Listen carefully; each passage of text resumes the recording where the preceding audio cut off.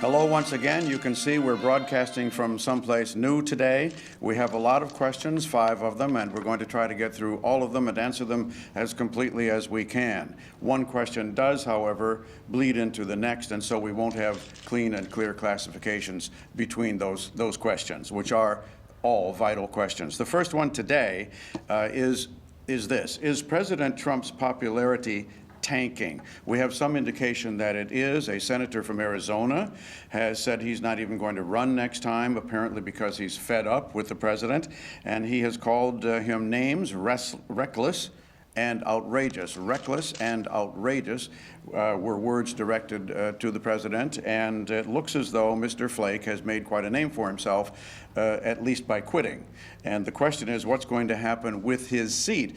Is actually Senator Flake going to help the Republicans, or will he end up hurting them? Will the Democrats win the next election in Arizona? That's the whole point. But back to the question, does this show that the president's popularity is tanking? Well, it might. There is some more indication of that.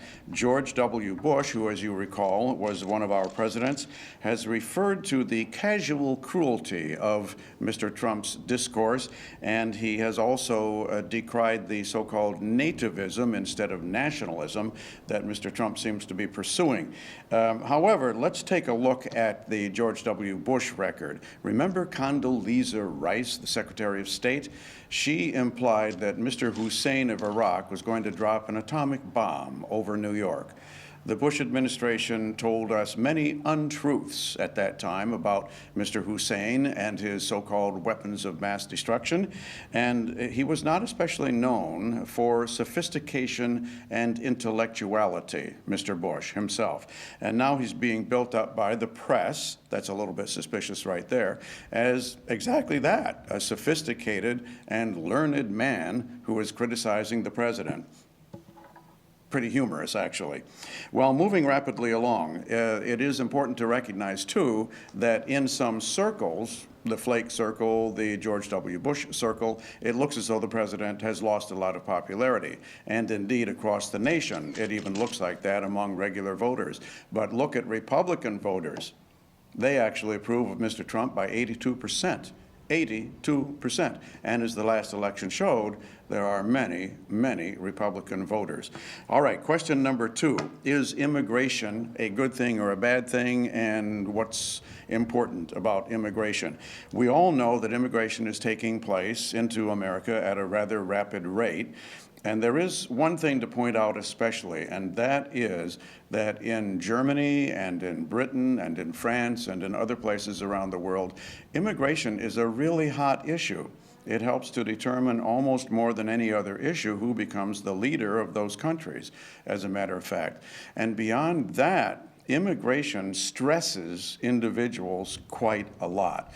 In America, for instance, we grow up with at least a loose but somewhat coherent idea of what it means to be an American. You play baseball, for instance. Boys and girls play baseball. That's American. That's the national pastime, and so forth. Very few people from other countries play baseball, except perhaps in Latin America.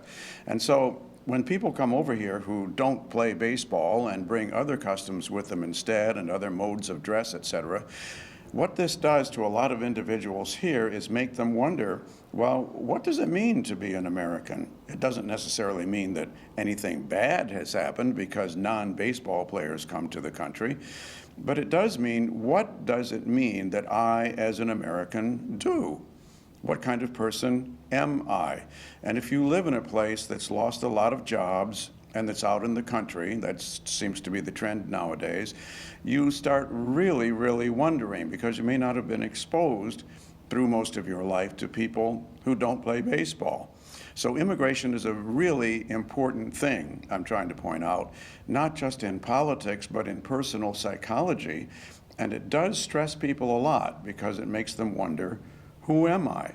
And that's one reason, I would say, why immigration is a big issue around this country, and it's growing around the world. Well, we have another question, and that is alienation in America increasing, and in what ways?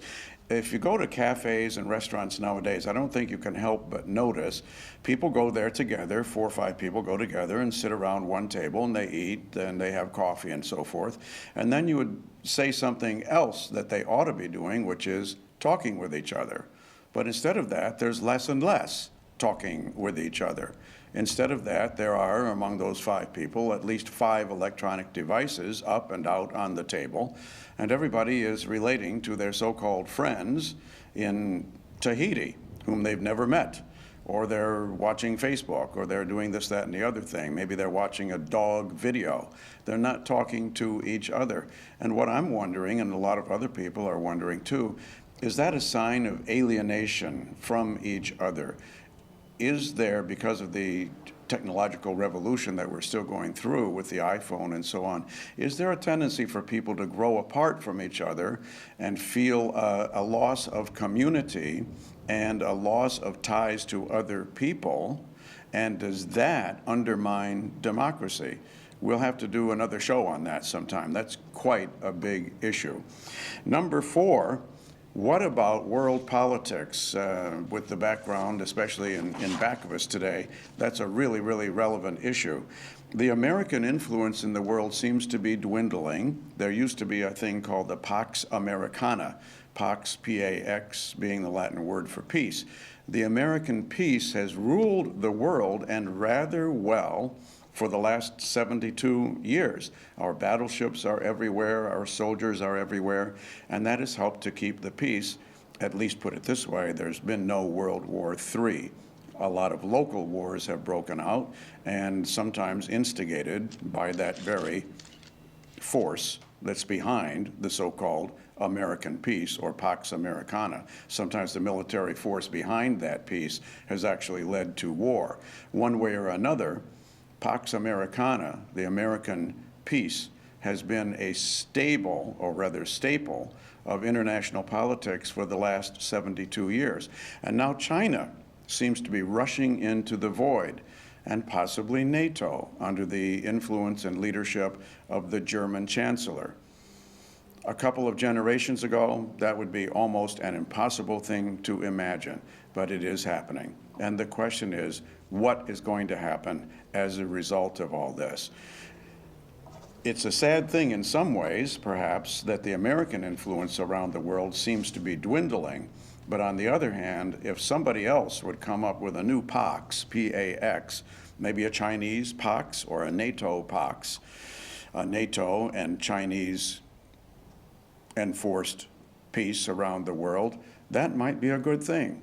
Then we could stop bloating our national budget, especially in the defense area, in the realm of defense, and start building new roads, new schools, and make our country as modern as the modern countries in the world, most of which have benefited from taking our money for their defense. And I think it's probably time for that to be reversed. Here's another thing, number 5 question, the number 5 question for today. What about collusion? How much collusion is going on, and who's responsible for it? Pretty soon, collusion is going to be a bad word. It used to just mean, of course, cooperating with people, getting together with people, and doing something that might be good. Maybe you could collude with your neighbor for a Halloween party, or get together with them, collude with them for Thanksgiving. Who knows? But collusion itself is taking on a nasty overtone, and Trump has been accused of this, the president has been accused of this, with the Russians, and his special agent in charge of that, Mr. Mueller, has targeted a couple of his advisors for some rather severe penalties, or it looks like penalties are in the works. One of his campaign advisors and one of his campaign chair people have been let's say, not tossed into jail, at least not yet, but they are under house arrest. And it looks as though that could keep rolling, at least under the eyes of many observers. Many observers think that that investigation has just started, and it looks to them as though that collusion between Trump, the alleged collusion between Trump and the Russians, is really going to go somewhere. On the other hand, isn't it interesting that the press, the media, have now finally gotten around to investigating the other side, and that is the Hillary Clinton wing of the Democratic Party. It seems, well, it's a fact, that a lot of media reports have now appeared according to which it looks as though Hillary Clinton, her campaign, and the Democratic National Committee have colluded with the Russians, and this could go farther and farther along, as well as the other investigation, the one that's aimed against Mr. Trump and his people. Well, Hillary Clinton's State Department, it looks like, it may be true, approved the sale of 20% of the American supply of uranium to the Russians, despite some shadiness that some media have pointed to in that deal. And there are other forms of collusion, too, that bear investigation, especially the collusion between the Hillary Clinton campaign and the Democratic National Committee, whereby Hillary Clinton, in some ways, virtually bought the nomination, denying that to Bernie Sanders. Bernie Sanders deserved a better fate, in my opinion, at least a fair fight. Well, this program can also today conclude with some more examples of collusion. After the war, a very famous American official got together with another official, a communist official. They got together in virtual secret, and they divided Europe in half. And that deal, approved by a Democratic official of the United States, gave Joseph Stalin, the totalitarian dictator of the Soviet Union, half of Europe. Well, we know what the truth is, of course. That was FDR, Franklin D. Roosevelt, getting together with the Soviet dictator to determine the fate of at least half of Europe. And then there's another example of collusion that bears investigation. A top official of the United States, not too long ago, got together, colluded with a top official of communist Red China. And the result, or one big result, was that thousands of American jobs were lost and transferred to China. That's amazing, isn't it? You may remember the event. Mao Zedong getting together with that famous anti-communist Richard Nixon. So you never know. I guess the chief question, the key question is, what is collusion? What is it really about? And doesn't it have amazing effects on the world? See you next time. Thank you.